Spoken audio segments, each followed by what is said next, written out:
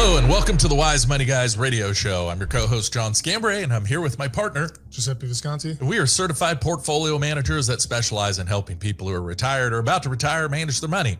If you like our show and want to give us a call or come in for a no obligation consultation or have some questions, give us a call at 916-967-3500. Again, 916-967-3500. So let's talk about what's going to be on this show today. So we're going to talk about the market, of course. How do you not talk about the stock market, Giuseppe? I mean, it's been on fire, even with just, a couple of recent volatile days. But, of course, the geopolitical things affecting that may affect our economy. That's still a headwind out there. That's certainly one of the potential risks that we'll talk about. But we got to talk about the strength of the U.S. And then, as always, you'll want to keep listening because we always talk about strategies and talk about and mention some of the investments in areas that we like. And more importantly, we're here to try to help you not make mistakes. And mistakes are made, just as many are made by people and advisors when things are going up as they are when things are going down, because you can't help but get greedy here, right? Here we are, and, we'll talk about particular companies that have just exploded, i.e. SanDisk, for example. And, should you trim a little? I mean, in my dad's account, I trimmed just a little bit of it because, I mean, the return has been ridiculous in 3 months? Here we are where, are we in a bubble? I mean, we're as far as prices and overall valuation and of the market. But what's funny? What? We had this very same conversation last year, right? But the importance of that is that it's more important right now and this year to be a stock picker and choosy of the companies that you invest in versus 2023, 2024, and partial 2025. You just hit the popular names of the Magnificent Seven or Magnificent 10. Yeah, it's not, and you did well. It's not the Microsoft, Amazon, and so that's what I'm excited about. That if you're a student of this business like we are, and you have 50 plus years of experience like we do, and you've been battle tested like we have. Yeah, we've had grenades thrown at us, RPGs. Well, I mean, let's face it, from a hyperbole perspective. Yeah, exactly. That's what it feels like over the last 50 years.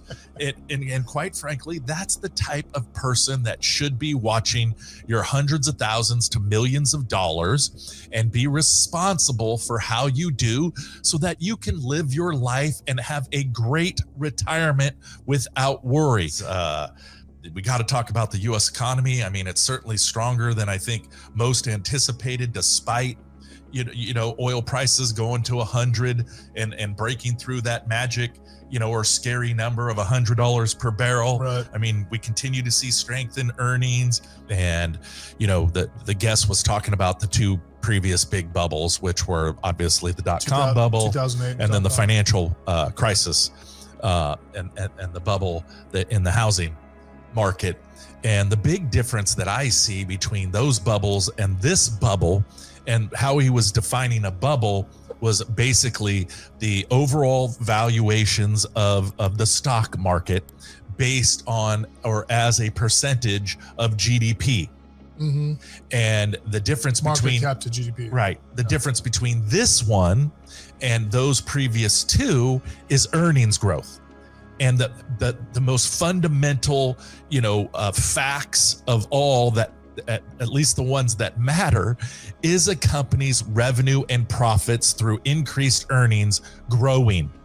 And if they are, and they're growing at a higher rate than they were in the previous two bubbles, then that supports further expansion of caps. Where do you find the next opportunity?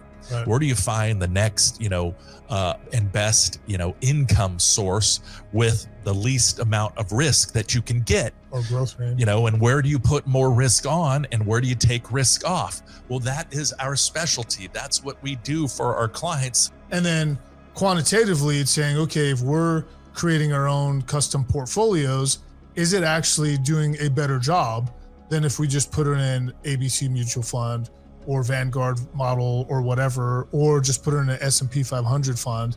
And so far, it's been doing great. Yeah. So we're able to have a 2-year runway of actually live tracking this portfolio, and obviously clients have some of the clients' assets are in this portfolio itself.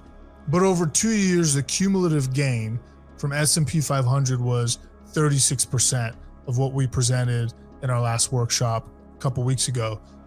36%, all the while S&P 500 pays an average dividend of just over 1%. Okay. Our portfolio over the same period of time in 2 years, since we live track it, since inception really, 53% cumulative return, right? Total return, all the while paying an average of just under 3% in dividend. A deal? Maybe it does. And maybe gas prices continue to hover high.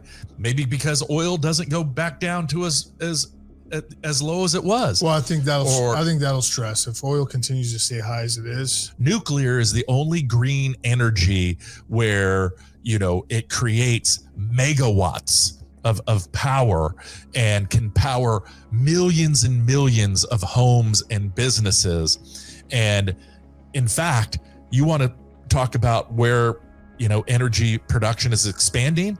It's not expanding in green, it's expanding in nuclear. California, though, as special of a state we are, right? The average price per gallon of gas is $6.17 per gallon. There's a whole list of different taxes, 61 cents here, 2 cents here, 18 cents there, 10 to 15 cents there, so on and so forth. But California ranks as the worst amongst the very worst U.S. state for air pollution in the nation, period. Imagine if they bought like 50 of those instead of for putting out tens of billions of dollars that we lose in structures and hundreds of billions that it cost us, over the last decade in fire damage. And we should finish this show by talking about mistakes that could be made here.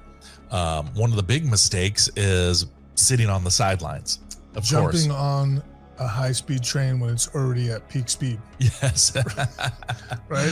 It's called chasing performance. Yes. There's so many companies that you think that, bottom feeding and timing the bottom is when you buy, right, or you got to get out at the perfect top, or you regret that you got out too soon. Yeah. The simple fact of the matter is supply demand metrics that we look at to determine whether or not it's time to get in or time to get out, right, are probably more consistent.